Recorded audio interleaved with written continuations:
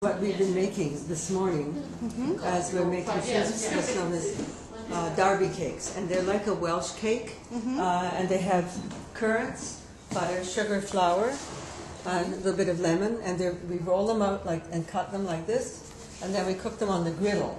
It looked like chocolate chip cookies from a distance. Don't they though? But it's the currants, and currants were very popular. And you see, you put the griddle over the fire, heats up, and then you put the cakes on, and you turn them over. Now this is very, very much like a contemporary Welsh cake. I don't want to turn, that one's not quite ready. But yeah, see, still a little bit soft on the bottom. And they're delicious for breakfast. They probably would have eaten these for breakfast. It's unlikely that they were served with the dinner. And what they would bake, they would be here, would not be bread. The bread would be done by a bakery outside the fort grounds. But here, what the cooks would make would be to do fancy things like the gingerbread biscuits or cookies, or the rhubarb tart here. And this is from they're all from the early 19th century recipe books or late 18th century. And you've cooked all these?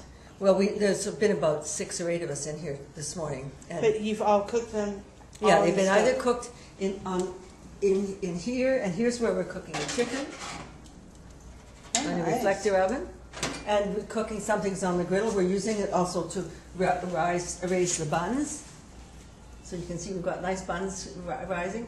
That's but where the cakes and the little cakes over there, or the buns, or the rhubarb tart, or this tart, almond tart, they're cooking in the bake oven, which is completely separate.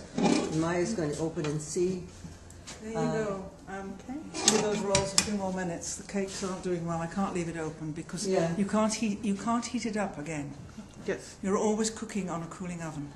That's a scary thing. Yeah, well, it's just a different way of. Now, what happens with the food that you guys cook? We give it to the public. Oh, you give it away? Yeah. Wow. We'll give you a sample. So I think that it's cooked. It's cooked. Yes. Yeah.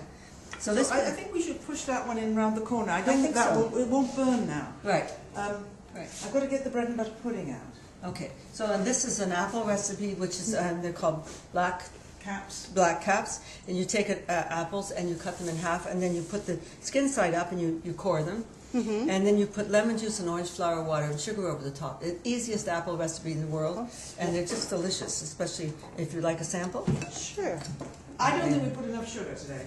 Oh. We should come up with a modern. Good. Yeah. And then this is the almond pudding, and even though it's a pudding, it's done in pastry. Yeah, it looks like pies, but they're not pies. They're just pudding? It is a pie, but they call them puddings. They call them puddings. They didn't use the word. It was, if you look up in a early 18th century cookbook, and you look up pies, you will only get meat pies. Oh, so fruit pies were not. No, they weren't called pies. They're puddings mostly, in pastry and baked. Nice. And then later tarts. And the biscuits, you just make them. That's a very fine little cake from a recipe by Hannah Glass. That's a cake? Those are French rolls. The French rolls come from an 1832 cookbook, American cookbook. But there are lots of French roll recipes. So all of the recipes are authentic to the period. They are English, they're mainly English, aren't they, Maya? Yes, a few American, but mostly English. This is Hannah Glass, The Art of Cookery Made Plain and Easy.